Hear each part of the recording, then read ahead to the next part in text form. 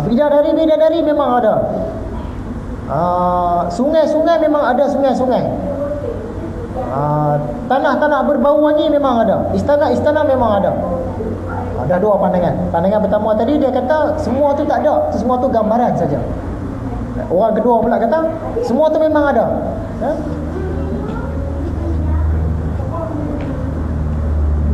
Demikian juga sebahagian mereka berpendapat bahawa kesudahan mengenal Allah Ta'ala ialah mengakui kelemahan diri daripada mengenalnya. Kita berhenti sekejap, sambung syurga tadi.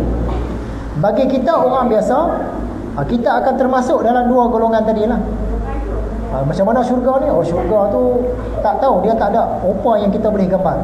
Satu kumpulan lagi pula, syurga tu dia ada taman-taman, ada wanita-wanita cantik, ada pelayan-pelayan lelaki, ada sungai madu, sungai arak, sungai susu, tanah dia berbau wangi. Kita faham kat situ lah. Tapi kalau orang muka syafah, dia faham syurga tu macam mana. Dia faham. Tapi dia nak cerita kepada kita tak sampai. Sebab apa? Tak ada perkataan nak cerita. Macam mana nak cerita? Tak ada perkataan. Sebahagian mereka berpendapat bahawa kesudahan last sekali dalam mengenal Allah Ta'ala ialah mengakui kelemahan diri daripada mengenalnya. Kita nak kenal Allah ni, kita belajar, tapi last sekali kita tak dapat keputusan. Yang itulah keputusan dia. Bila tak dapat keputusan tu, yang itulah keputusan dia. Contoh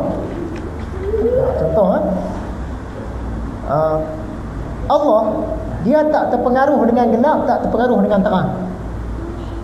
Sebelum ada alam makhluk, sebelum Tuhan ciptakan terang, sebelum Tuhan ciptakan gelap, dia dah ada dah. Maksud dia Tuhan dia duduk dalam cerah pun bukan, dalam gelap pun bukan. Bila dia cipta cerah dengan terang baru ada. Sebab cerah ni makhluk yang diciptakan, gelap pun makhluk yang diciptakan. Sebelum dua-dua ni diciptakan, gelap tak ada, terang pun tak ada. Jadi Allah dia duduk dalam terang pun bukan, dalam gelap pun bukan. Boleh tak kita bayang? Sesuatu yang dalam gelap pun bukan, dalam terang pun bukan. Cuba bayang. Ada tak benda yang dia tak duduk dalam gelap, tak duduk dalam terang? Kita bayang-bayang tak ada. Mana ada benda? Dia mesti salah satu. Kalau tak duduk dalam gelap, dia mesti duduk dalam terang. Contoh arnab. Arnab kalau duduk dalam gelap, kita tak nampak dia, kita nampak gelap sajalah. Gelap tu ada. Kalau duduk dalam terang, kita nampaklah arnab. Sama ada di padang atas tanah dalam sangkar. Cuba kita bayang, arnab ni dia tak duduk dalam terang, tak duduk dalam gelap. Boleh tak kita bayang? Tak tercapai fikiran kita. Jadi Allah ni kalau kita kaji sampai di penghujung dia, tak sampai fikiran kita. Aku tak boleh dapat lah. Tak boleh dapat tu maksud dia dapat lah tu. Kata Imam Ghazali. Satu lagi contoh, Allah dengan makhluk, dia bersekutu ke bercerai? Ni ilmu peringkat hakikat. Allah ni dia bergabung tak dengan makhluk ataupun dia terpisah? Jadi kita tak hurai panjang lah yang ni. Jawapannya, bergabung pun tidak, terpisah pun tidak. Kalau Allah bergabung dengan makhluk, Allah tu makhluk lah. Dia bergabung dengan kita, Allah bergabung dengan diri kita. Dia makhluk lah, kita kena sembah lah manusia ni.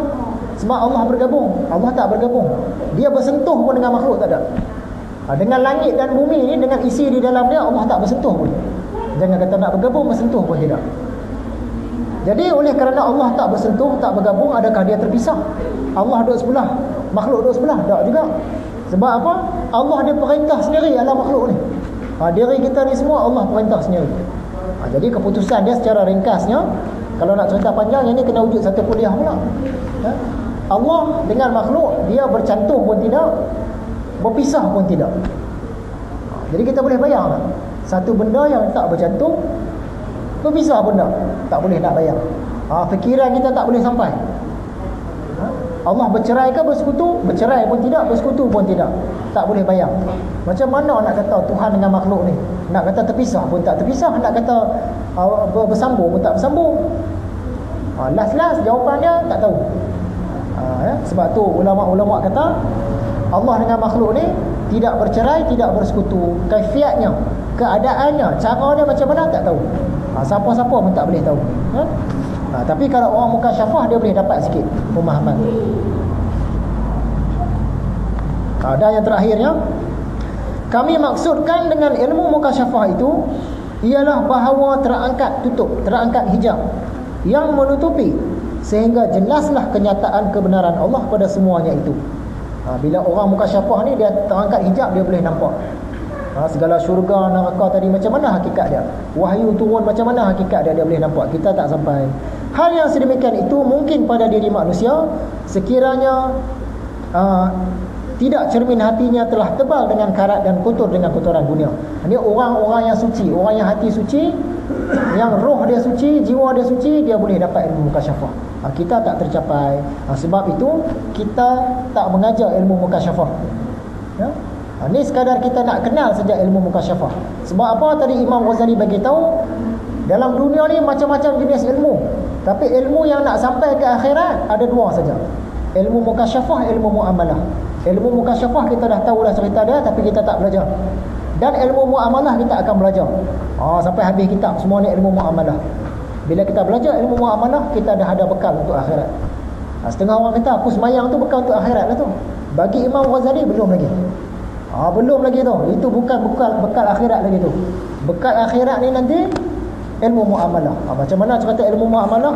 InsyaAllah kita akan sambung dalam pelajaran-pelajaran akan datang. Ya, rasanya sekadar itu saja. Ada apa-apa persoalan pasal mukasyafah ni, nak tanya panjang pun tak boleh. Sebab ilmu dia tu bukan ilmu dengan bercakap. Kita pun tak sampai ilmu ni, sekadar nak ambil tahu saja. Ada nak tanya tak? Tak ada kena. Sebab mukasyafah, kalau tanya saya pun mungkin saya pun tak boleh jawab. Bila sampai muamalah nanti boleh. Kita boleh jawab lah, insyaAllah. Dia rasa sekadar itu saja. Wabillahi taufiq wal hidayah. Assalamualaikum warahmatullahi wabarakatuh.